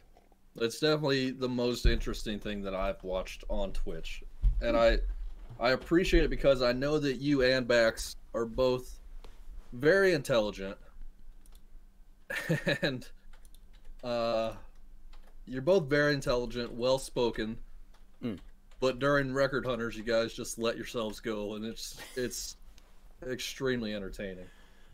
I don't know. But yeah, my question was, I guess, I wanted to know whose idea it was, and then who approached who. But it became a it was mutual pretty thing. mutual. I think I was a bit more forward about it and just making it happen, because Bax is very much that just creative, free spirit writer kind of guy, where everything's just floating around in his head, and I'm much more the type it up in a text document and submit it to Pixel and formulate everything and get a schedule rendimented and have an archive of everything that's happened and record it all down and arrange a fixed schedule and upload times and stream time. Like, so I gave it the shed treatment. So I was pushing more in that direction, just of making it happen. But it was mutual as far as its genesis. It's just our different approaches to creativity. Is he's very much more floated in his head and let it come out, and I'm much more write it all down and flush it out. The odd couple. It works. It works very well. And that's something we really liked about it, is it feels like the first entertainment marbles show. Right? Yeah. Because it has nothing to do with grinding. It has nothing to do with like competition, like tilting or anything like that. It is strictly approaching marbles from an entertainment standpoint.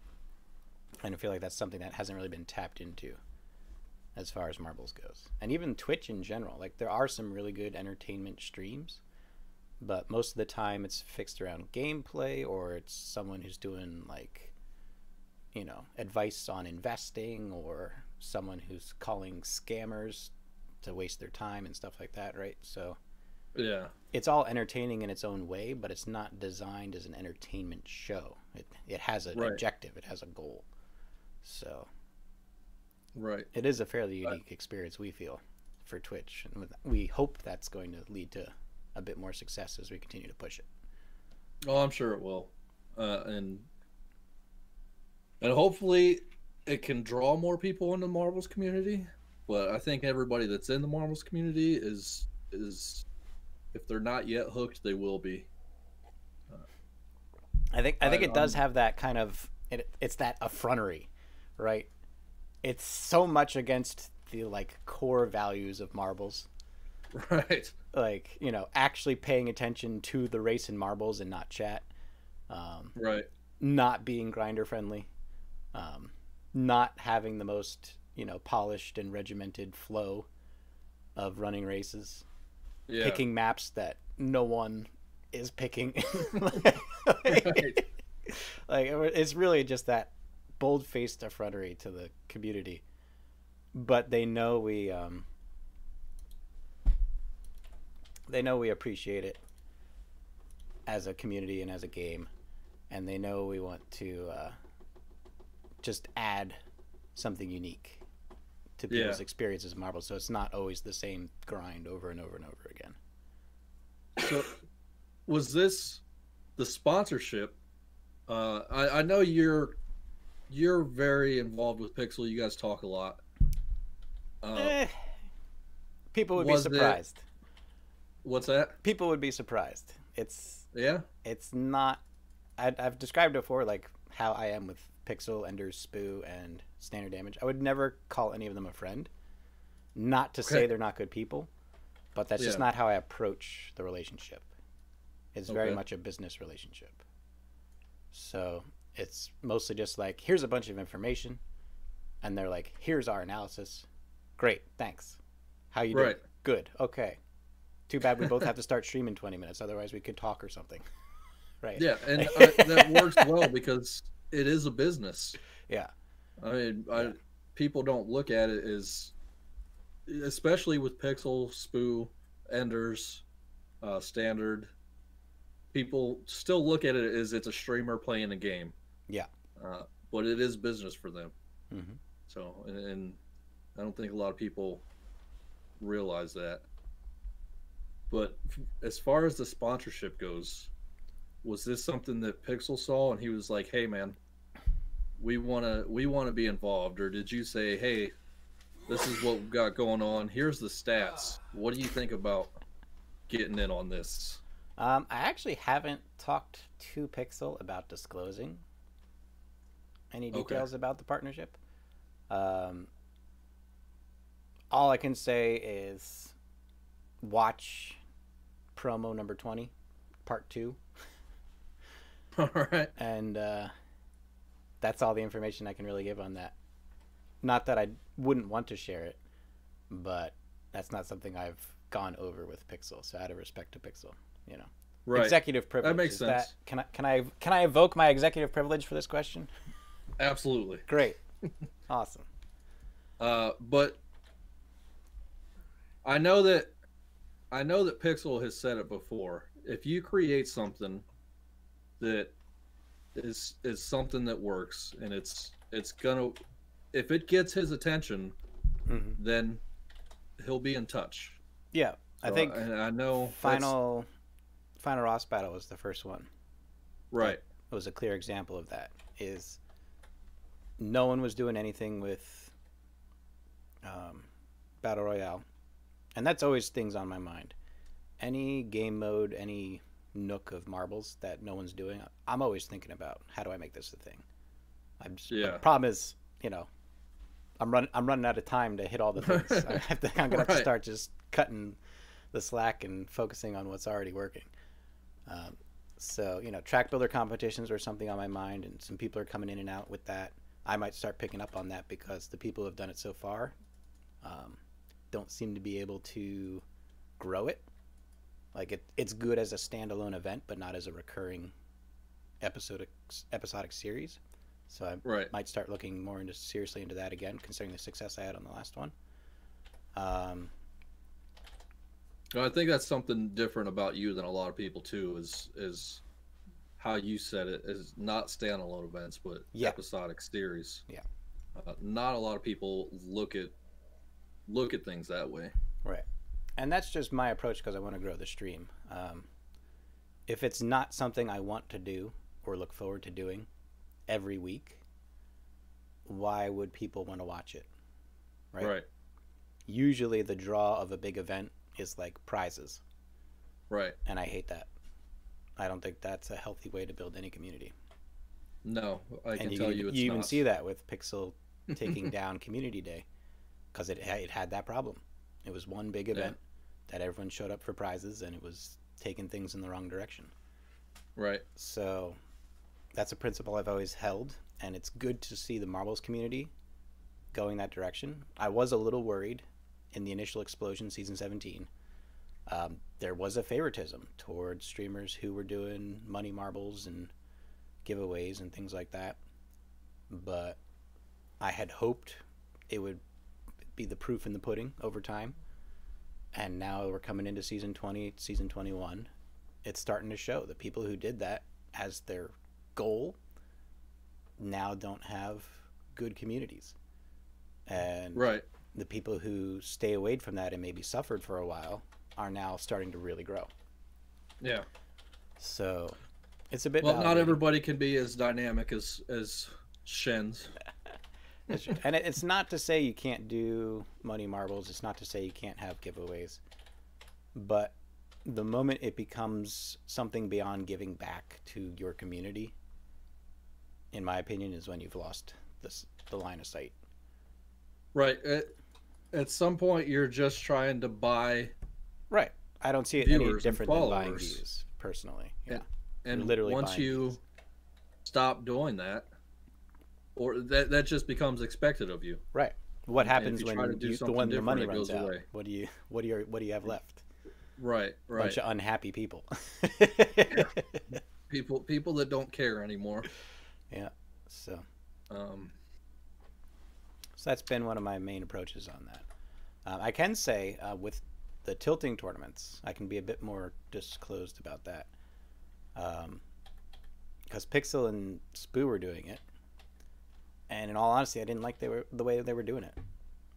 All right. I was like, we need more insight. We need more live coverage. We need to treat it like any other esport, essentially.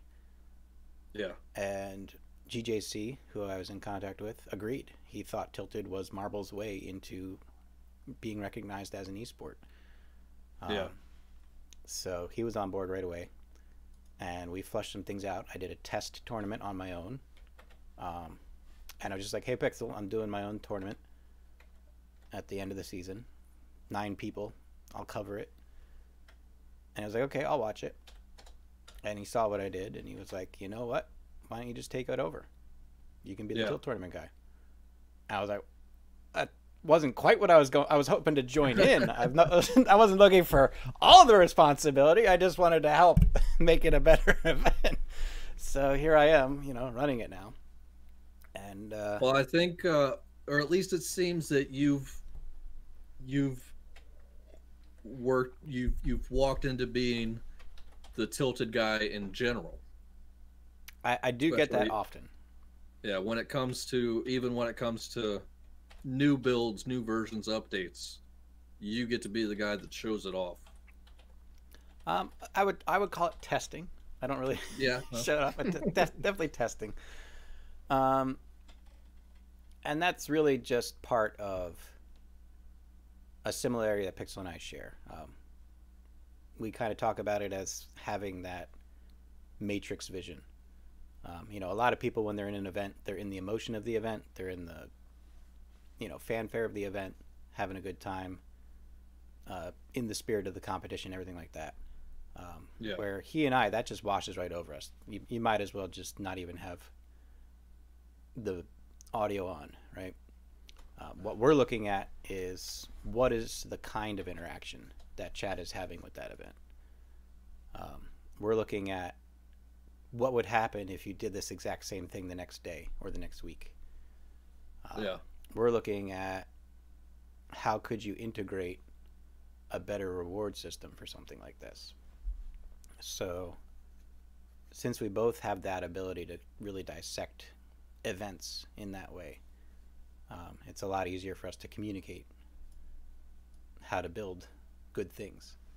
Right. So with something like Tilted, I can be like, all right, well, introducing this tile at this difficulty combos with this tile, which doesn't work. And here you're adding 3 moving tiles on the same difficulty. So someone trying to learn how to navigate one of these moving tiles is going to have trouble because the likelihood is there's going to be moving tile before it or after it, and they're not even going to get a chance to practice. Yeah. So, developing a flow of difficulty, trying to keep in mind, like adding that perspective to Pixel, like this is what someone new to tilting is going to see. This is what someone who knows the old tilting is going to be coming into and resisting, or that might turn them off, something like that. Just kind of helping to funnel the feedback to him in a constructive way, rather than just 1,000 voices shouting at him in Discord, right? Yeah. So it's kind of like a filtration processing system that he trusts me to do from time to time. I'll be honest, I initially hated the new version of Tilted. Mm-hmm. And I knew that was going to happen. Yeah, I preferred the old version because I could go. There was never it wasn't like I had to slow down and concentrate. I like to just go. Mm-hmm. But now, and that's why I didn't tilt for like 2 months almost. Yep. But now I definitely appreciate it more, and I can see. I understand that the reason behind it, at least I think I understand the reason behind it goes back to the getting it to an esports level, having it to be more skilled. Mm-hmm. And be more challenging. I can understand that's definitely going to be beneficial to the entire thing. Yeah, that's definitely a part of it. The other part really is trying to figure out what the allure of Tilted is at its core. And I think Pixel believes, this is not Pixel's opinion, this is my opinion of Pixel's opinion. I think Pixel believes that the puzzle, because we both love it when someone hits a tile and just stops and tucks into a corner, like, oh my god, how am I going to do this? Like we think that is the key to Tilted success. How many situations can we create where the person goes into a difficulty for the first time and just has to tuck into a corner and like just stare at the screen for like 5 minutes? Like, no, that won't work. No, that won't work. We want to do more that kind of engagement. Yeah, I do that often. So, success.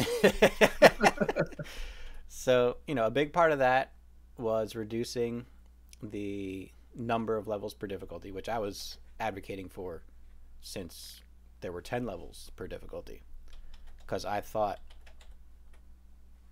in order to keep the tilt runs from being 8 hours long, if you had 10 levels per difficulty, the jumps between difficulty were too big, and it would discourage people from continuing. They would just get, from 20 to 25, and they go, I can't do this.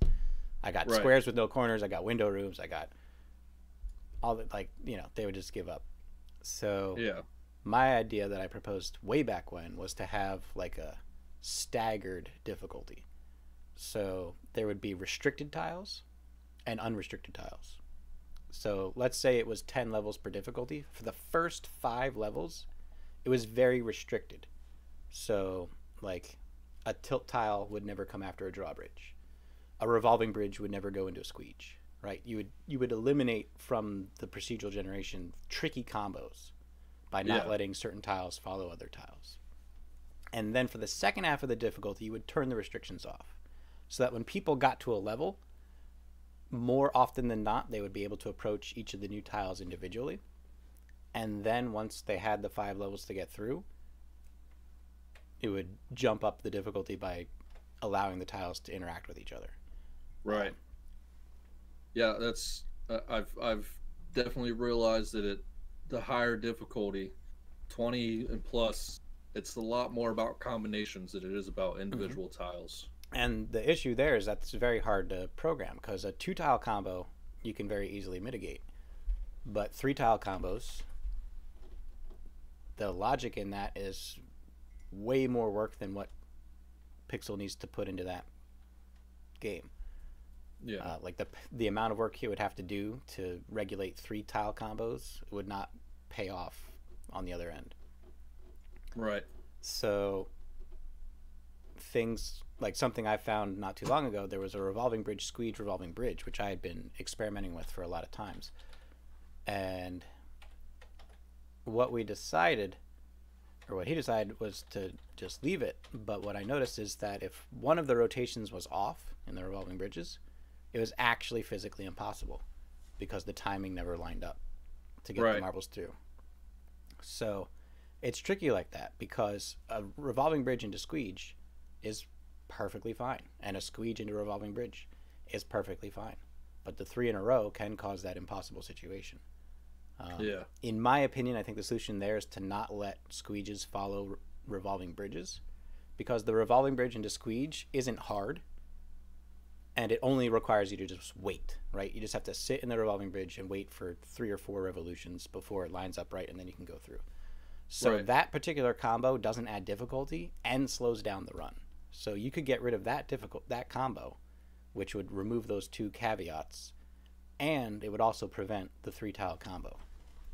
But that's a very rare situation where that works. So something like, the tilting tile, drawbridge, revolving bridge, there's ways those 3 tiles go together very nicely, and there's ways those tiles go together that are almost impossible.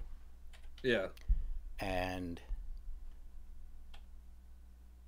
it's very hard to come up with a single rule that gets rid of what you don't want but preserves what you do want. So, at the time, we just kind of have to live with it. Yeah. You get what you get. It's called RNG for a reason. Yep. So, they're really at it today. I have 2 questions that I want to make sure that I ask you. I'm ready. Let's go. Before the end of this. We got at least 8 minutes. Let's do it. The first one is a would you rather. Awesome. And it's very specific to you, though. Ooh. Would you rather shave your head or your face? Head. Head? Head. Okay. I've long thought about doing like a partial shave on the side. And I used to have a shaved head when I was growing up. Okay. So my second question is... Wouldn't be too far. If you were to ever host a charity stream, how much money would have to be raised for you to shave your head? This is a triple loaded question. It gets even worse. Okay. So let's take care of the first loaded question. I probably would not be comfortable doing a charity stream. Okay. Because of my previous mentioned anonymous charity position. Okay. However, if the cause were good enough and the money were good enough, I'd probably ballpark between $1,000 and $2,000. Okay, that's respectable. I would have guessed more, because for me to shave my head, my goal was $1,500. Right. But I don't have the same head of hair that you have. So my hair grows fast. It'd probably only take a year or two to get it back. Okay. And beyond that, it wouldn't be the amount of money so much as it would be the cause, right? So if you found the right cause, then the money would not be the obstacle, right? You'd faster convince me with a good cause than you would with an amount of money. Because if you wanted to give me $100,000 to give to an organization that I felt was not a proper charity or didn't do the right thing for the world, that it's like, I don't care how much money you're going to offer me. I don't want to give them money. But if it was something that was like, that's something that really does need help, and if I can have an opportunity to help that out, I'll do it. And then the money is not going to be that big of a negotiation on the other end. Well, I can understand that, but at the same time, you want to incentivize the donations. Right. So there has to be a number that's high enough that you feel like, all right, we've really put into this, right? But not too high, so that people feel like we could reach this. And then again, that would depend on the organization and what it's trying to achieve. Like if it was just raising enough money for the school supplies for a year for a school that's having trouble, that's not going to take as much money, but something I would probably fight pretty hard for. Yeah. Whereas if it's something like we're trying to keep a reservation in Africa from shutting down and we need $10,000, it's like, all right, well, we're going to have to come up with something to make that work. Yeah. So what about... Here's the third loaded parts. We took care of the first two loaded parts. Now the third loaded part's coming. Well, I don't know that it works because we didn't really get a definitive answer. The next question was going to be how much would it take to get that mustache off your face. I have. Tell him $20 and I'll do it for him. The peanut gallery's chiming in. I have publicly offered $2,000. Okay. To shave the mustache, but that would just be for the stream development. Get a second computer and get everything set up and all that stuff. And again, it'd only take a couple months to get the mustache back, so it wouldn't be too big of a hit. And if it got the stream to the next level where I want it to be, it'd be worth it. If you're doing something that's that big of a change, that's your look, right? That's what you're known for, right? So if you're doing something that's that big of a change, there has to be some kind of benefit in it for you, right? If you're going to completely, understandable. I know. I want to say your very first guest was Face My Beard, and he had done a similar thing where he was raising money for a friend, who was having some troubles, and he had done a similar thing where you could donate one way for him to shave his beard, or you donate the other way for him to keep the beard, which really worked out well.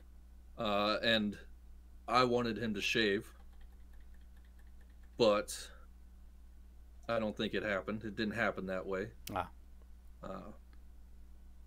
But I appreciated it.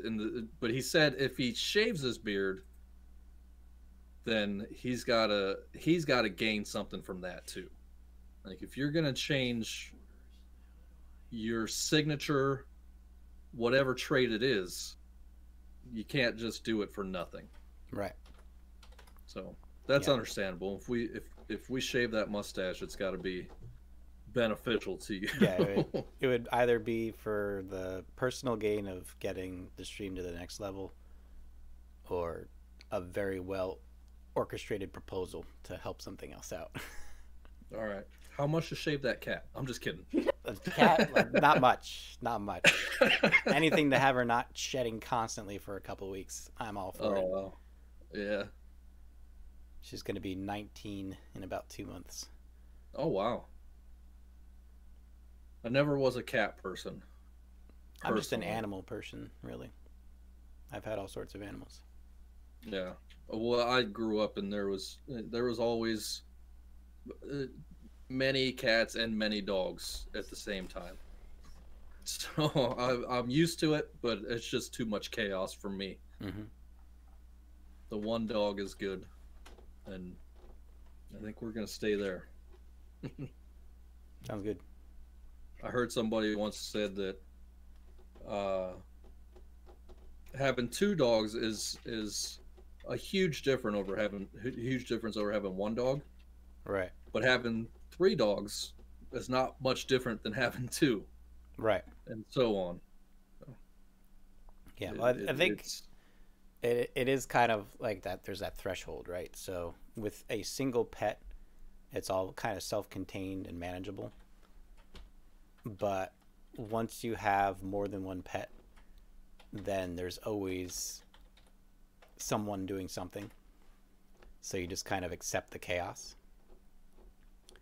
Yeah. And that's kind of why there becomes less and less difference between how many you have. Because once you're beyond the ability to totally control it, you might as well just not have any control. Right.